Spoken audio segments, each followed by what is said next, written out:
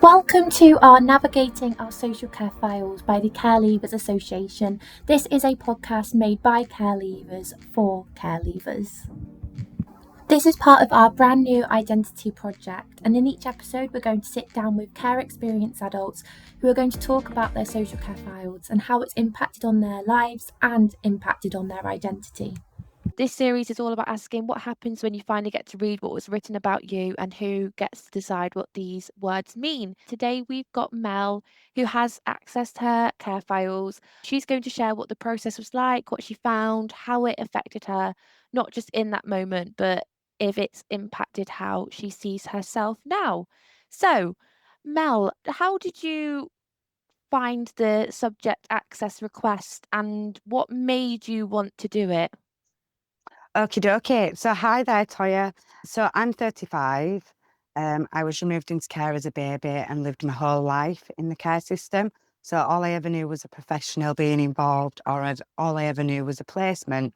So as you can imagine, it got to 2011, and that's when I requested my files. It was a mammoth task, as the therapeutic lady described, because just under my name there were 8 files Wow. just with my name on it. So I come from a sibling group of 12. We was all fostered and adopted, so you can imagine quite a big family. Yeah. My identity comes from a travelling background, so very diverse. I knew who my family was. So I was removed into care as a baby. My parents got a second chance. I went back home for a short while, but then was removed for a second time and then lived my whole life in the system. So 2011 came and I put in for my files. Now, leading up to that, as a kid, I'd worked with a lady from the NSPCC and she was a qualified social worker. And she worked with me with bereavement counselling from my dad. My dad passed and my mum couldn't mentally cope anymore. You know, she had a lot of children to take care of and she just lost the breadwinner of our family. And so this lady, she helped me with bereavement counselling with my dad and sexual abuse counselling. And so she encouraged me to write, and I kept a diary all my life from the age of 6 right up until the age of life now. I don't write in it every day, every month, every week, but just when I'm feeling I need to express, I need to get something out, the diaries come out. 2011 comes, I work out and get told that actually the same lady works in the same council and it'd be perfect if this lady worked with you. You know, she knows a lot about you. She remembers you. Let's see if she can do this. And luckily for me, she works at therapeutic intervention. So where family time happens, i.e. contact, I hate the word, but where family time happens, she works there with doing life story work and all that sort of stuff. So that was really positive. Her name was Jan. She got my files. It took about 2 years, if I'm honest. There were Wow. lots of things in there and lots of apologies saying, you know, it's just taking a little bit of time. Yeah. We need a little bit longer. You have such a big family and there's lots of information that needs to be redacted and we have to ask permission about. So, yeah, the subject access request is a horrible name.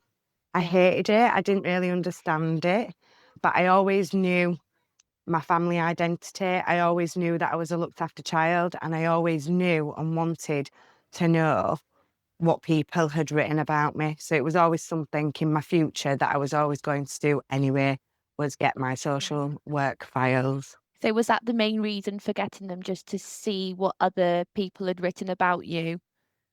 Not so much what other people had written about me, but because I kept a handwritten diary of my experience in the Right. care, I wanted to see what other people's observations were of me. And some, you know, some of those labels were a liar, manipulative, too Wow. sexualised, challenging, hard to engage, drug user, off the walls, off the rails, all the negative connotations that we wouldn't really want to describe our young people. I know I'd never ever say that about my children. I'm a mum of 2, one 12-year-old boy and a 9-month-old little girl. So yeah, that was the reason mainly. And just because my mum has a learning disability and in her mind, some of the things didn't happen. whereas in my mind it did. And I always say, there's my truth, the truth, and their truth. So I just wanted to see things in black and white, if you get my Yeah. drift. Yeah, absolutely. Thank you so much for sharing that. That must have been a really difficult time. And how did you find the actual reading of your files? Like, did you have anyone there to support you going through that process? So the lady Jan, Yeah. what she did is I gave her my handwritten diaries and I let her read them. So you can imagine there was lots of things in there about my abuse, neglect, and some of these things she said I could have used in court to use against my perpetrator, which never did come to, and it's almost an injustice there. But yeah, it was. Just repeat that question for me. Is if you had like the support to go through the files and Therapeutic, yes. how you felt reading those files. So yeah, this lady, I gave her my handwritten diaries, and what she did is read them. And then she had the mammoth task of going through my social care records along with a team. And I gave her them to read because I think Yeah. for me, I got it. It was sent by Royal Mail. It was left on my foster carer's doorstep. I wasn't aware that it was going to get delivered to me. Right. And for me, it was just in one white box. I still got that white box now. It's very old, Yeah. and you can imagine a big Yeah. a big white cardboard box with all my social care records in. I opened it up. I was really excited, and then I read the first page, and I was traumatized. So I left it for Yeah. many years. But this lady Jan had read it and read my diaries and was able to help me with some life story work. So I That's was able to do brilliant. some life story work as a result of that. Now, age 35, I've just lost 3 siblings, so 2 to cancer. They weren't even in the 40s. And I just lost my brother, who was age 33, who had lived homeless for 15 years and died a horrific death. I feel like he was failed by the system, not just by children's social care or adult social care, as I was.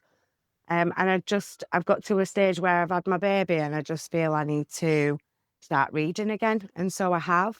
Oh wow. Um, yeah, I have. Just because, people are getting old, my siblings Yeah. are leaving us so soon. And I think if there's one thing that I want to do is life's too short. I want to read them, put them in a box. And if I want to burn them at the end or just a release, Yeah. because I haven't got all the questions that I want because I'm still reading. And if I'm honest, now that I've lost quite a lot of siblings, it's made me want to read more just so that I'm in the process of writing my book. These diaries are going to be my book. So it'll be Oh, a amazing. life in care book and my journeys and experience there Yeah. as a, young person from, right to birth to age 6, right up until the age of, I'd say 16. And then I went into independent living at 17. Yeah. So then there's a care leaver process. So there's 2 books there and Oh I want to wow. get them published, and I've just got so many life goals. I right now, just because I work as a professional, so I work with missing children, and a lot of Yeah. those missing children are looked after children and care leavers. And all they want to do is go back home. They want to see the siblings. They want to know where their family are.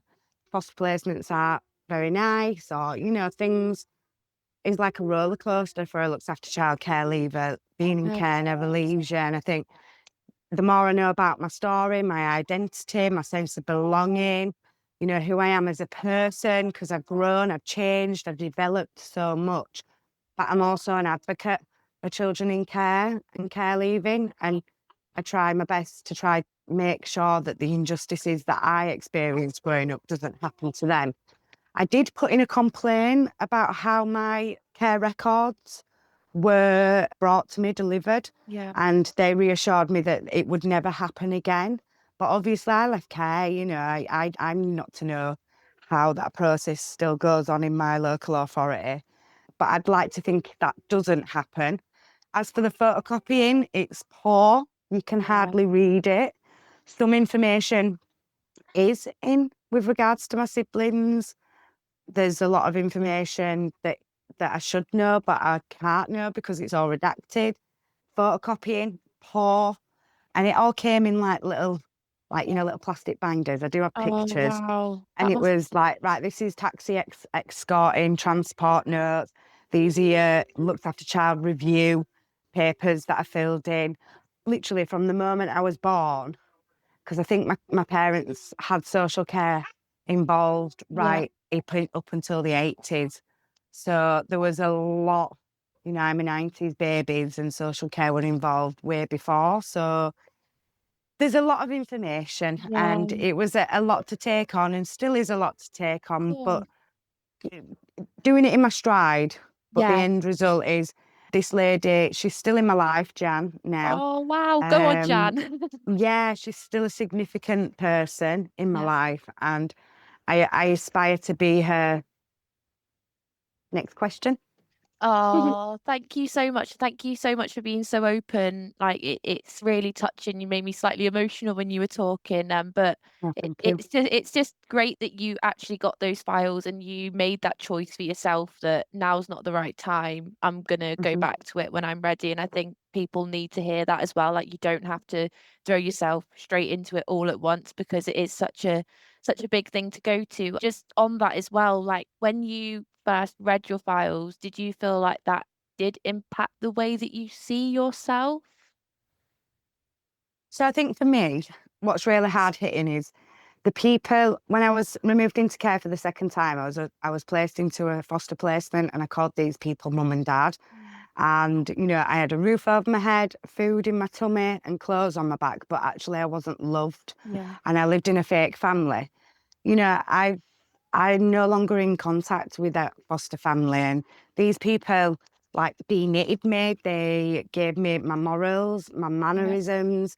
They gave me my work ethics. In the end, I thought I might be in prison, not alive today, to tell the tale. And actually, what I want to do so bad is share my success with Yeah. them and thank them, even though they let me down so much. I'm the better person because I've still got my children and a lot of the people I grew up in care with are here either to tell their stories Yeah. or they've still got mental health, they've had their own children removed, substance misuse.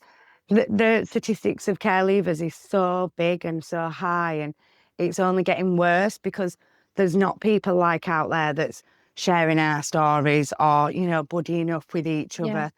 And I always feel for me, yes, it's there, it's upstairs, it's in a box. If I was to have a fire in my house, my photographs are my most prized possession. Yeah. It's my whole life, 6 times a year with my siblings. That's how many times a year I got to see them. Wow. And then it's my social care files that are out in my room, open, Yeah. where I read.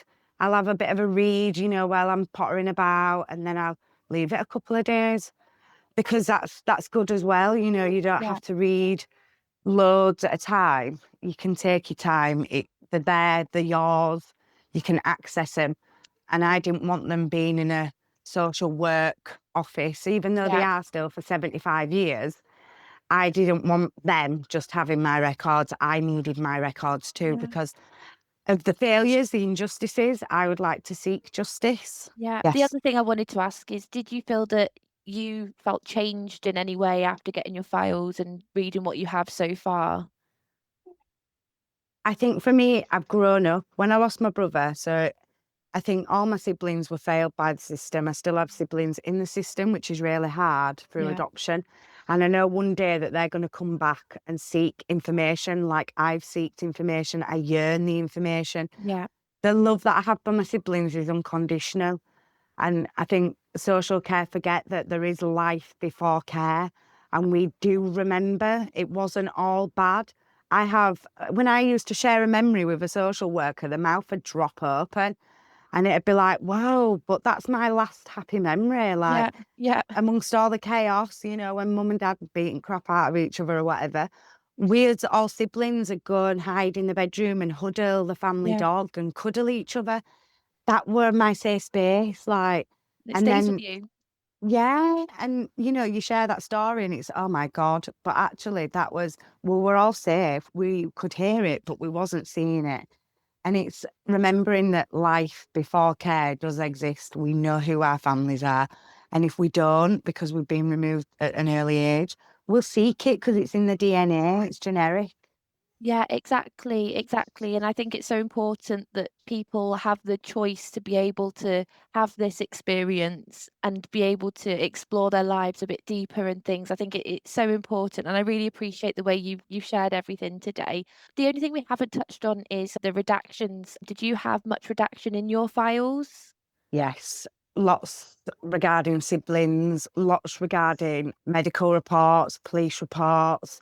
I even think there's things in there, because it's like blacked out. You can't even see, even if you wanted to see. Yeah, Um, so which leaves you wanting to know what's under there that I'm yeah. not allowed to see. Because I'm quite a nosy, busy bee Mhm. anyway. So, and what I can't see, I'll read somewhere else and just make that jigsaw up. But you don't want to assume. But for me, again, it's people's opinions. It's not facts. Yeah, There's a lot of I feel this. It should be, in my personal opinion, I feel this. Or if it's a professional opinion, explain and give examples. It's, you absolutely. know, at the age of 2, I was described as a dopey child. Like, I'm learning. How can somebody call you that? And then challenging in my foster placement or hard to engage. Well, actually, if somebody had just sat me down and asked the right questions at the right time and gone, Mel, 12 years, what's going on here? Why is this placement breaking down? I'd have told them that my social worker was best friends with my foster carers, and I couldn't confide the No. most when my foster mum's brother was abusing me, and I was the child at fault. I was kicked out, and because my social worker was so up their arse, I Yeah. couldn't speak to anyone. And it wasn't until I got removed into a children's home, and I seen the education room, and it's, do you know your rights as a looked after child? Do you know your rights with your social worker? And it was like, oh my God, I Yeah. thought I was the only kid in care. I was the only Yeah. girl in primary school that was in care. I was the only girl in high school that was in care. And when I used to have my review meetings, it was just a reminder that I was different to everybody Yeah. else living at home with the mums and dads. So Yeah. yeah, I think accessing my files has done me a favour. I know they're mine. I know they're safe. No one Yeah. can have them. Yeah. I've got them when I need to read them as and when. Right now, do I have any therapy involved? No, but I can seek it. I've done a lot of mental health support in the past with Jan, but also seeked mental health in my community just so that I can share, my Yeah. story and grieve at the same time. Course. Um, If you could go back to 2011 when you went to get your files, would you still do it if you could turn back the clocks now? yes. Okay. Yes. If Okay, I could have done it sooner, I'd have done it sooner. that's But a I really good think answer.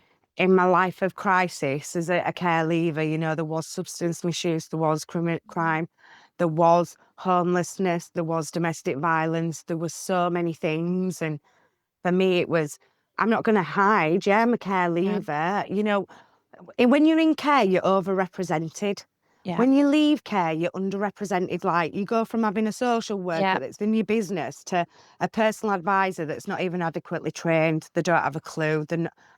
That's not insulting them as workers, but actually to be trained as a personal advisor working with a care leaver that's got complex trauma from their own personal childhood experience and the adult, because it doesn't leave you there, because they're so vulnerable and open to risks. They're our most vulnerable adults Absolutely that goes do from become that yeah, statistic. Yes, goes from one extreme yes, to another, doesn't it? And yes. just a few closing thoughts, Mel. So what advice would you give someone who's thinking about wanting their files? Okie dokie, okie dokie. To think about the process, it is a hard process. It's going to be a slow process with regards to actually getting them, because social services do take the time. It's not a rushed thing, even though processes say they have to, get in contact with you or whatever in a certain period amount of time. It can take a long Yeah. time depending on how long you're in care. I think we all have a right to know what people have wrote about us, whether it's a professional or a non-professional. It's, it's on a database. The Yeah. last people that might come and work with you in your life might read that last record that's been kept of you, and you might have changed by then. And it's almost about, I need to know what's being said to put my own mind at rest, to get some answered. Not all of them's being answered, but I do have some safety, reassurance. I resented my mum so much growing up in care, hated her, but now I know as a woman, as a mum, Yeah. as a human, that actually there wasn't a lot of support in the 90s and Yeah. 2000s. Social services laws were very different. And, my mum had a learning disability. She had mental health. She turned to alcoholism, and she'd lost the breadwinner, her love life partner Yeah. within the travelling community, and life just went downhill. They removed me, but didn't support my mum. And due to not having established relationships, I don't have my mum in my life. And I feel one day when my siblings do come to find us, that I'm going to be able to give them the answers that I needed growing up to maybe put their minds at ease and at rest. And maybe Oh, so they can have a drama-free, less traumatic, peaceful life. That's all. yeah. You've absolutely sent shivers down me there. Just the way you've described everything is incredible, and how your files has now given you that sense of what you were searching for, and you're able to then go and hopefully help your siblings. It's so Yeah. touching. And just the last thing, what advice would you give to those people who are either writing the files or release the files to you? If we could try and change how it works in one way, what would you say? Keep all communication open. Make sure that the delivery process is recorded for and signed for, but also just, have a little bit of compassion and a little bit Yeah. more understanding that some of the information, maybe think about it. Can this really stay in, or does this really need to stay out? Because I think what I found is they've redacted some information but left it further along. Yeah. So I'd just say more communication, be open and honest. We want all of it if we can have all of it. We don't Yeah. want to not have medical records, or, with me, a lot of health problems within my travelling family, diabetes, heart attacks, hidden family histories that could help my health that social care didn't really know. So there's lots of things I would advise for future positive practice. Oh, thank And you. that's, yeah, one of the biggest is more communication, and just be patient, because we will be on it. Yeah, absolutely. Thank you so much, Mel, for sharing your absolute truth with us today and being your open and amazing self. And just wanted to let everybody know who is listening, if you're thinking about accessing your own care files, you're not alone. There is some support out there, and your story does matter. Like Mel said, it's your history and you have a right to it. So thank you so much for listening.